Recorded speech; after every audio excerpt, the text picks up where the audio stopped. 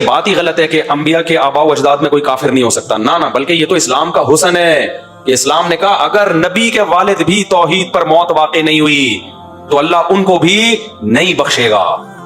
ایسا نہیں انبیاء کے لیے الگ سیٹ اپ اللہ نے بنایا ہو قانون اور عام لوگوں کے لیے الگ قانون۔ اللہ نے اس معاملے میں سب انسانوں کو ایک جیسا، جو مجھے ماننے والے ان کے لیے جنت، جو انکار کرنے والے ان کے لیے کوئی رشتہ داری کام نہیں آئے گی۔ تو اس لیے ہر چیز جو ہے نا گھما، آج کل نئی نئی چیزیں مارکیٹ میں آ رہی ہیں۔ اچھا ایک نئی شوشا یہ بھی چھوڑ دیا ہے، ابھی وہ ساحل ادیم صاحب کا آیا نا کلپ، اس میں ایک عالم صاحب بحث و تکرار، ٹی وی میں بھی مرغے لڑانے کا پروگرام ہوتا ہے ٹی ویوں میں، مرغوں کی طرح مذہبی اسکالر کو لڑا رہے ہوتے ہیں۔ دیکھو ابراہیم علیہ السلام کے باپ کے بارے میں قرآن میں جگہ جگہ ہے کہ وہ مشرک تھے اور ابراہیم علیہ السلام نے ان کو نصیحت کی۔ باپ سے چچا مراد نہیں ہے۔ کیا حضرت ابراہیم کے والد کافر تھے؟ نہیں جی، حضرت ابراہیم کے والد کافر نہیں تھے، حضرت ابراہیم کے باپ کافر تھے، ان کے ابا کافر تھے۔ اور ابا اور باپ ابی کا لفظ عربی میں آتا ہے، یہ چچا کے لیے بھی بولا جاتا ہے۔ حضرت اسماعیل علیہ السلام کو بھی باپ میں شمار کیا ہے بنو اسرائیل نے، قرآن میں رپورٹ ہوا۔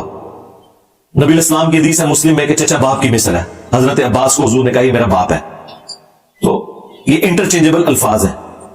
چونکہ قرآن میں سورہ توبہ میں واضح آ گیا کہ کسی نبی اور مومن کے لیے شایع نہیں ہے کہ وہ اپنے کافر رشتہ داروں کے لیے دعائے مغفرت کرے جبکہ اسے پتہ چل جائے کہ وہ کفر کی حالت میں مرے ہیں۔ اور ساتھ ہی اللہ نے کہا کہ ابراہیم نے جو دعا کی تھی نا اپنے باپ کے حق میں، تو وہ اس وجہ سے تھی کہ ابراہیم کو پتہ نہیں تھا۔ جب انہیں پتہ، ظاہر اس زمانے میں غیب نہیں ہوتا، سمجھا گا نا، بابے ہوتے نا، وہ بابے نبی میں ختم کرتا ہے۔ وہ تو ایسی میں دماغی گل آئی ہے اس دور دے بابے نے اینک تو بغیر، اس دن میں بابا جانی کو دیکھ رہا تھا وہ ٹیپ پہ اینک لگا کے پڑھ دے لا اینک ہی نہ دی دلوں دے حال جانتے ہیں۔ وہ اینک تو بغیر پرچی میں تسی پڑھ سکو تو دلوں دے حال جان دیو، کٹ لو اپنے مرے ہوئے زندہ۔ اور مجھے کوئی میکینیکل انجینئرنگ کا فارمولا دیکھ کے پڑھ کے بتا دے، میں لکھ کے دیتا ہوں۔ سمجھانا تو چھڑ دو، صرف 10 دے کے لکھیا گیا ہے، سمجھانا تو میں کہہ نہیں۔ تو حضرت ابراہیم علیہ السلام کو نہیں پتا تھا، اللہ نے کہا جب انہیں پتا چلا تو پھر وہ اس سے پیچھے ہٹ کے انہوں نے برات کا اعلان کر دیا۔ اب قرآن میں واضح ہے کہ انہوں نے برات کا اعلان کیا ہے، لیکن سورہ ابراہیم میں آتا ہے کہ حضرت ابراہیم علیہ السلام نے کیا دعا کی تھی کہ اے اللہ تمام تعریفیں تیرے لیے ہیں جس نے مجھے بڑھاپے میں اولاد دی، اسماعیل اور اسحاق، ٹھیک ہے، اور آلموسٹ اس وقت 90 پلس ان کی ایج ہو چکی بھی تھی۔ اس وقت جا کے وہ دعا کر رہے ہیں، اور قرآن پہلے بتا رہا ہے کہ جیسے انہیں پتا چلا نا کہ ان کا باپ کافر ہے تو وہ اس سے پیچھے ہٹ گئے۔ کلیئر ہو گیا؟ لیکن بڑھاپے میں جا کے اب دوبارہ تو ان کو اپنے باپ کے لیے دعا نہیں نہ کرنی چاہیے۔ اگر باپ سے مراد والد ہو تو ساتھ ہی دعا آئی ہے رب اجعلنی مقیم الصلاۃ ومن ذریتی ربنا وتقبل دعاء ربنا اغفر لی ولوالدی وللمؤمنین یوم یقوم الحساب۔ یہ کیسے ہو سکتا ہے کہ ابراہیم ایک کام سے توبہ کر چکے ہیں اور پھر وہ بڑھاپے میں اپنے والد کے لیے دعائیں مغفرت کر رہے ہو؟ تو اس کا مطلب ہے کہ وہ جو باپ تھا نا آزر، وہ چچا تھا، ورنہ بڑھاپے میں انہوں نے والدیہ کہا ہے۔ اگر باپ سے ابراہیم علیہ السلام پہلا آیت گزری وَإِذْ قَالَ إِبْرَاهِيمُ لِأَبِيهِ آزَرَ، جب ابراہیم علیہ السلام نے اپنے باپ آزر نو کیا اتتخذ اصناما آلہۃ، اے ابا جی آپے بت کر کے جنہاں نو خدا بنا لیندے جی، پھر نظراں نیازاں دیندے جنہاں کو مداں منگدے۔ انی اراک وقومک فی ضلال مبین، مینوں تو صاف نظر آਉਂدا کہ ابا جی تسی بھی تہاڈی قوم بھی ساری گمراہ، تسی غلط رستے تے چل رہے جے، خدا کس طرح ہو سکتا؟ اپنے باپ آزر نو کیا اتنے ایک فطور پاتا۔ کئی گروہ نے اپنے لچ تان دی خاطر بھی ابراہیم علیہ السلام دا باپ نہیں چاہتے، قرآن نہ ٹھٹھا کر لیا، قرآن لے ابھی ہے آندا کہ اپنے باپ، ایک جگہ نہیں کئی جگہ کیا کہ ابراہیم ما کان استغفار ابراہیم علیہ ابھی ہے، اپنے باپ لی جڑی بخش دی دعا کر رہا، وہ وعدے پاروں سے بھی میں ابا جی چھڑ چلیا تہاڈی بخش دی دعا کردا رہوں گا، شاید تانوں ہدایت ہو جائے۔ مگر جب اللہ نے وہی کرتی فلما تبین انہ عدو للہ، وہی آگے نہیں ہوئے، رات مر گیا، کلمہ نہیں انہیں پڑھیا ابراہیم علیہ السلام نے، اسی دن چھڑ دیتا۔ اور اللہ نے بڑی تعریف اس موقع سے کی ہے کہ ابراہیم جیسے بیٹے نے جو باپ نالوں تعلق توڑے اور اس کی دعا چھڑی، اسے ابراہیم ہی جانتا کہ اسے دل سے۔ یہ بحث کوئی ایسی بحث نہیں ہے کہ جس پر کفر کے فتوے لگائے جائیں اور شرک کے فتوے اور دوسروں کو ایمان سے خارج کیا جائے۔ یہ بحث ایک فقط علمی بحث ہے اور اس کو علمی ہی سمجھنا چاہیے، بجائے اس کے کہ انسان خود کو مسلمان اور دوسرے کو مشرک اور کافر سمجھے۔ اور جن لوگوں نے اس کو کفر اور اسلام کا مسئلہ بنایا ہے انہوں نے بھی خالصتاً ظلم کیا ہے۔ یہ کفر اور اسلام کا مسئلہ اور کفر اور اسلام کی جنگ نہیں ہے۔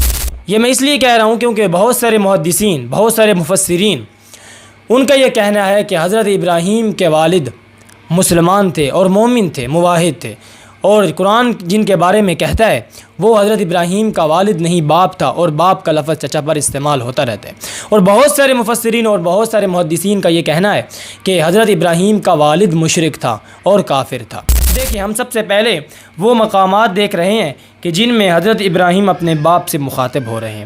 سب سے پہلا مقام آپ دیکھیں جی، یہ سورہ مریم آیت نمبر 42 ہے۔ اس میں حضرت ابراہیم اپنے باپ سے مخاطب ہو رہے ہیں اور کہتے ہیں اذ قال لابیہ یا ابتی، اب کا لفظ آیا جب حضرت ابراہیم نے اپنے باپ سے کہا اے میرے پیارے ابا جان۔ اس سے اگلی آیت 43 میں یا ابتی، اس سے اگلی آیت 44 میں یا ابتی، اس سے اگلی آیت 45 میں یا ابتی، یعنی ان جگہوں پر یا ابتی کا لفظ آتا ہے۔ دوسرا مقام وہ ہے کہ جہاں پر حضرت ابراہیم نے کہا، قرآن کریم میں آتا ہے سورہ انعام کے اندر اذ قال ابراہیم لابیہ آزر، کہ حضرت ابراہیم نے جب اپنے باپ آزر سے کہا، یعنی حضرت ابراہیم نے جب اپنے باپ سے کہا جس کا نام آزر تھا۔ اب یہ دوسرا مقام ہے اور اب کا لفظ آیا ہے۔ اس کے بعد تیسرا مقام وہ ہے کہ جہاں پر حضرت ابراہیم کے بارے میں لوگوں نے کہا کہ جب مشرک کے لیے دعا جائز نہیں ہے تو حضرت ابراہیم نے اپنے باپ کے لیے دعا کیوں کی تھی؟ تو اللہ تعالیٰ نے جواب دیتے ہوئے فرمایا وما كان استغفار ابراہیم لابیہ الا عن موعدۃ وعدها ایہ فلما تبین له انه عدو للہ تبرأ منہ ان ابراہیم لأواه حلیم، کہ حضرت ابراہیم نے اپنے باپ کے لیے جو دعا کی تھی وہ اس لیے کی تھی کہ انہوں نے اپنے باپ سے یہ وعدہ کیا تھا کہ میں تیرے لیے دعا کروں گا، ساستغفر لک ربی، میں تیرے لیے اپنے رب سے مغفرت طلب کرتا رہوں گا، تو اس لیے انہوں نے اپنے باپ کے لیے دعا کی تھی۔ اس سے اگلا مقام ہے کہ جہاں پر حضرت ابراہیم اپنے والد کے لیے دعا کر رہے ہیں۔ سورۃ ابراہیم کے اندر اللہ تعالیٰ ذکر فرماتے ہیں کہ حضرت ابراہیم نے دعا کی ربنا اغفر لی ولوالدی وللمؤمنین یوم یقوم الحساب، اے ہمارے رب میرے والدین کو بخش دے۔ اب اس سے جو اگلا مقام ہے وہ دو حدیثیں ہیں بخاری شریف کی، اس کے اندر بھی یہ آتا ہے کہ حضرت ابراہیم قیامت والے دن اللہ تعالیٰ سے کہیں گے کہ میرا باپ جہنم میں جا رہا ہے، تو اللہ تعالیٰ فرمائیں گے کہ میں نے جنت کو مشرکین پر حرام کر ڈالا ہے، پھر حضرت ابراہیم کے باپ کو جہنم میں ڈالا جائے گا۔ اب یہ دیکھیں، دو چیزیں ہیں، ایک چیز یہ ہے کہ حضرت ابراہیم نے دعا کی ہے اپنے والد کے لیے، یہ قرآن مجید میں سورہ ابراہیم کے اندر آ گیا۔ دوسری بات یہ ہے کہ حضرت ابراہیم نے اپنے باپ سے کہا تھا کہ میں تیرے لیے دعا کروں گا۔ تیسری بات یہ ہے کہ حضرت ابراہیم کے بارے میں اللہ تعالیٰ فرماتے ہیں کہ حضرت ابراہیم نے اپنے باپ کے لیے دعا کی تھی، وہ اس لیے کی تھی کیونکہ انہوں نے وعدہ کیا، جب ان سے ظاہر ہو گیا کہ یہ باغی ہے اور اللہ کا دشمن ہے تو وہ اس سے اعلان برات کر چکے۔ اب ادھر بات سمجھنے والی اور اس کو قرآن مجید سے حل اس طرح کیا جائے گا کہ جس انسان کے لیے حضرت ابراہیم نے دعا کی وہ انسان حضرت ابراہیم کا والد ہے، اب اس میں کوئی شک نہیں ہے۔ دوسری بات کہ جس کے بارے میں حضرت ابراہیم نے کہا تھا کہ میں تیرے لیے دعا کروں گا وہ حضرت ابراہیم کا باپ ہے، کیونکہ سورۃ مریم میں آ گیا کہ اپنے باپ سے انہوں نے کہا کہ میں تیرے لیے دعا کروں گا۔ اب جس کے بارے میں کہا کہ دعا کروں گا وہ باپ ہے، اور جس کے لیے دعا کی وہ والد ہے۔ اب اس سے یہ بات بالکل ظاہر ہو گئی کہ حضرت ابراہیم نے جس کے لیے دعا کی ہے وہ حضرت ابراہیم کا باپ اور والد ایک ہی شخص ہے، دوسرا شخص نہیں ہے۔ اس لیے کہ اگر یہ کہا جائے کہ حضرت ابراہیم نے کہا تھا دعا کروں گا لیکن ان کی وہ دعا اپنے باپ کے لیے ثابت قرآن مجید میں نہیں ہے، والد کے لیے، تو معلوم ہوتا ہے کہ والد اور باپ ایک ہی بندہ ہے جس کے لیے حضرت ابراہیم نے دعا کی۔ اب سوال یہ ہوتا ہے کہ اللہ تعالیٰ نے فرمایا کہ جب ظاہر ہو گیا تو پھر دعا کیوں کریں گے؟